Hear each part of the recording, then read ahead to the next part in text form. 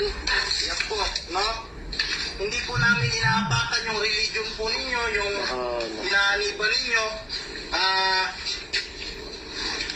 Yan mga kapatid, mayroon po tayong nakitang video, no, na kung saan itong pastor na ito ay binasag niya yung mga imahen, no, ng Santo Niño, ni Jesus Christ, ni Mama Mary.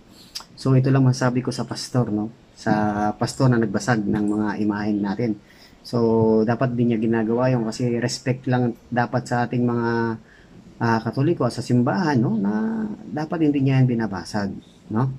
Ito yung masasabi ko kay pastor, no, sa Isaiah 56:1 ay 11. O ang mga aso ay matatakaw, sila yung mga kailan may walang kabusugan, at ang mga ito ay mga pastor na hindi nakakaunawa. Ibig sabihin, kaya pala ginagawa ni pastor yan kasi hindi siya nakakaunawa, no?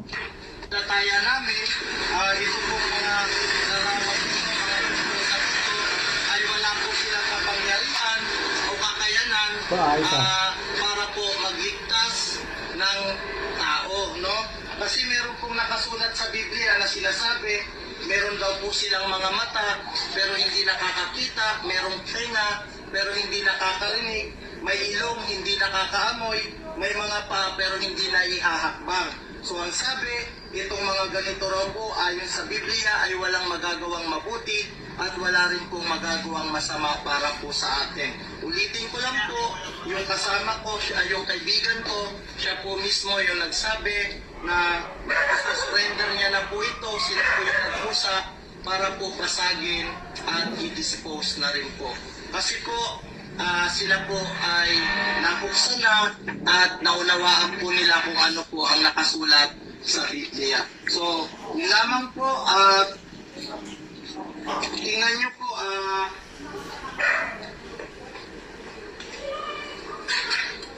ito po, no? Babasagin na po natin sila, no? Isa-isa po, babasagin na po natin sila. Yan po, no? Hindi po namin inaapakan yung religion po ninyo, yung inaaniba ninyo.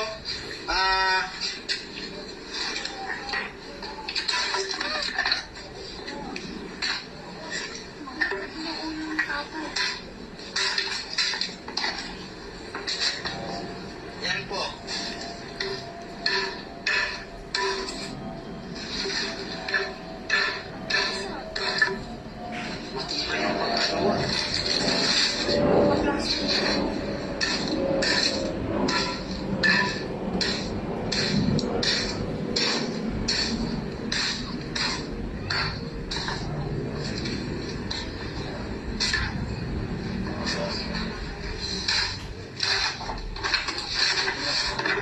Ano lang pala ito, pastor? Plastic lang pala.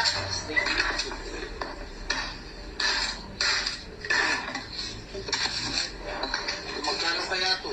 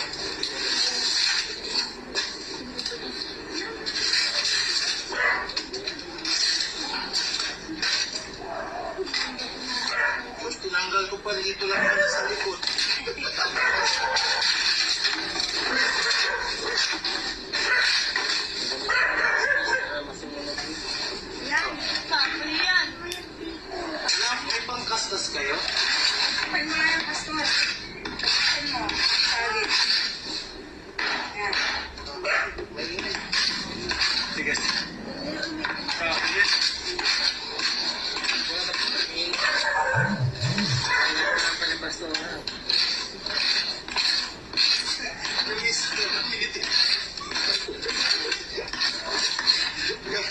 gagawin pa yun sa kasal pastor, pwede po. May ilaw pa pala yung pastor eh.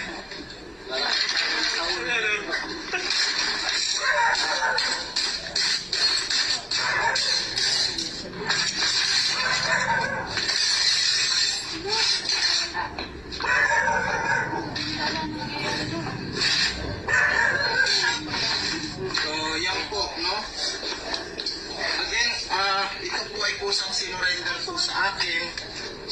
Siya po mismo ang nagsabi na kunin ko po ito sa kanila kasi gusto niya na raw pong isurrender at gusto niya pong ipabasag. So, yun lang po.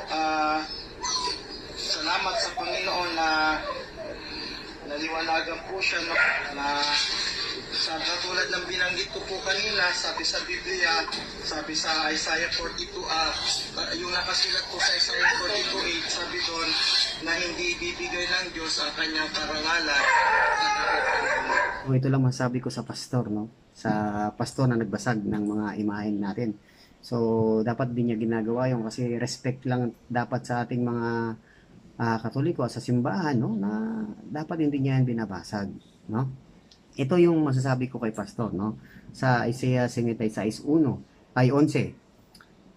O ang mga aso ay matatakaw, sila yung mga kailan may walang kabusugan at ang mga ito ay mga pastor na hindi nakakaunawa. Ibig sabihin, kaya pala ginagawa ni pastor yan kasi hindi siya nakakaunawa, no?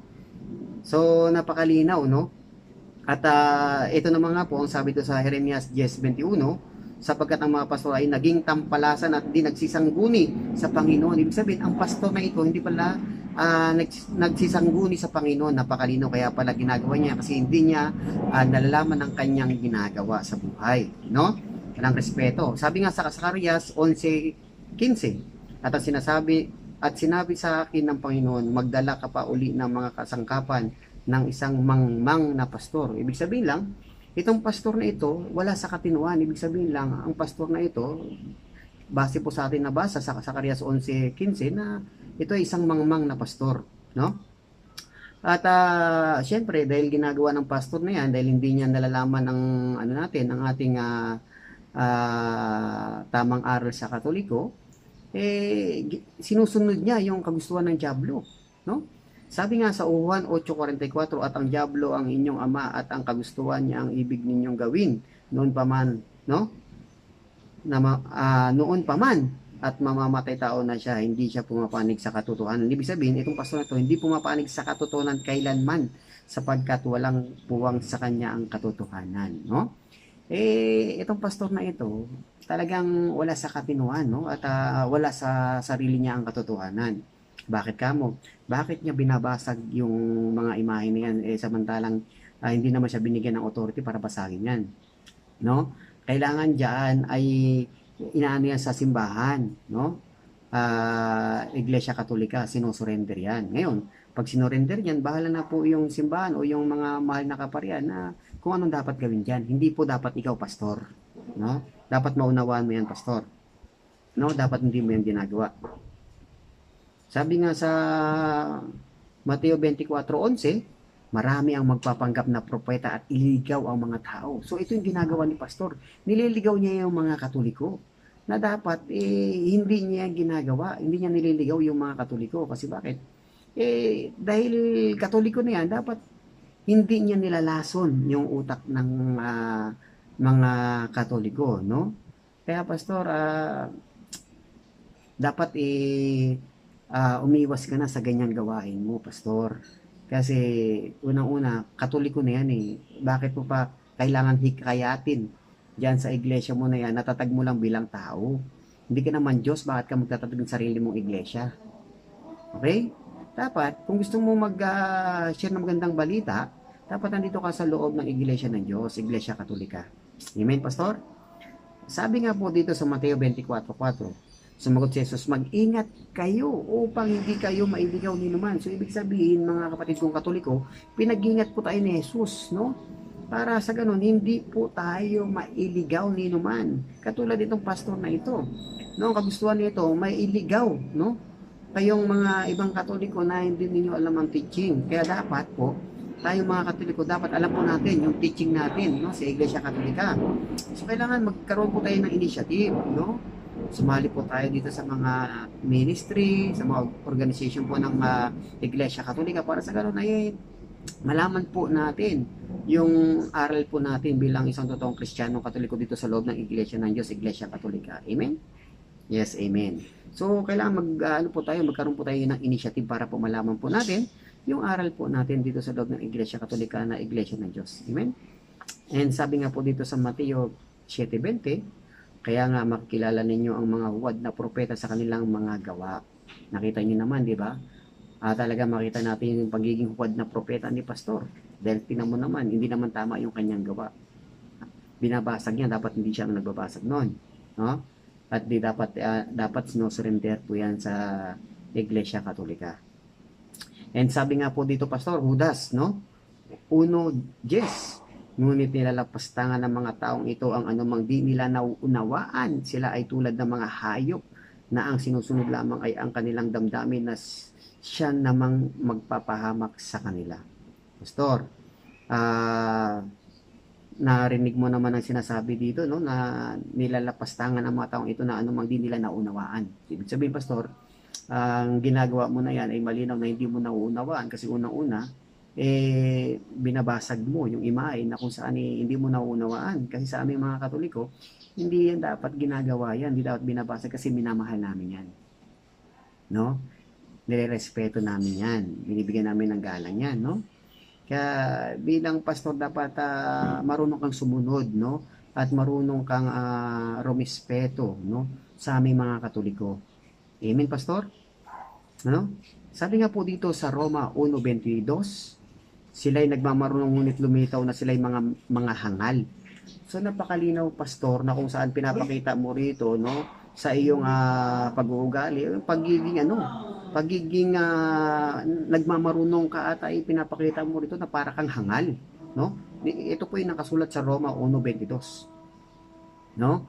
At sabi naman po dito sa Santiago 4:7, kaya nga pasakop kayo sa Diyos, labanan ninyo ang dyablo at lalayuan niya kayo. So dapat po tayo mga kapatid kong Katoliko, aralin po natin yung teaching po natin sa Katoliko para sa ganun yung mga pastor na ito, hindi po tayo layuan po tayo nito, no? Kasi alam natin yung aral natin sa Katoliko, and itong mga pastor na ito, kahit lumapit sa atin yan, wala, lalayuan na tayo niyan kasi nga alam natin yung aral natin, no, bilang isang totoong Kristiyano Katoliko. Amen. So, dapat po magkaroon po tayo ng initiative para malaman po natin yung aral natin, no? Aral natin sa Katoliko, mga kapatid.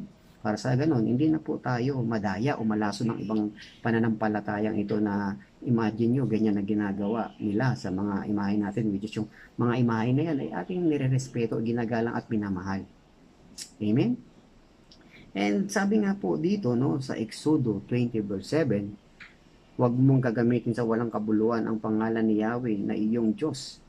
Tiyak na paparusahan ko ang sino mang gumagamit nito ng walang kabuluhan. Katulad si Pastor, ginagamit niya yung pangalan ng Diyos na kung saan ginagamit niya sa walang kabuluhan.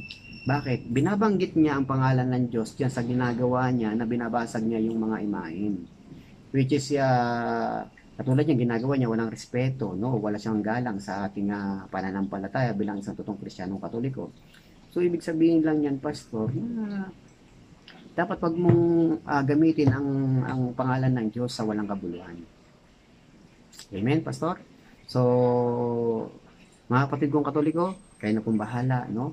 Diyan sa ginagawa ni Pastor. No? Ipagdasal po natin si Pastor sa kanyang ginagawa, no? Sa kanyang masamang ginagawa. So, Pastor, nawa ikaw po ay magbago at ipanalangin ka po namin na nawa ikaw po ay magbago at hindi nyo na po yan gawin pa ng paulit-ulit. So, yun lang, maraming salamat. God bless us sa ating lahat and more prayer, more power, spread love. God bless us all.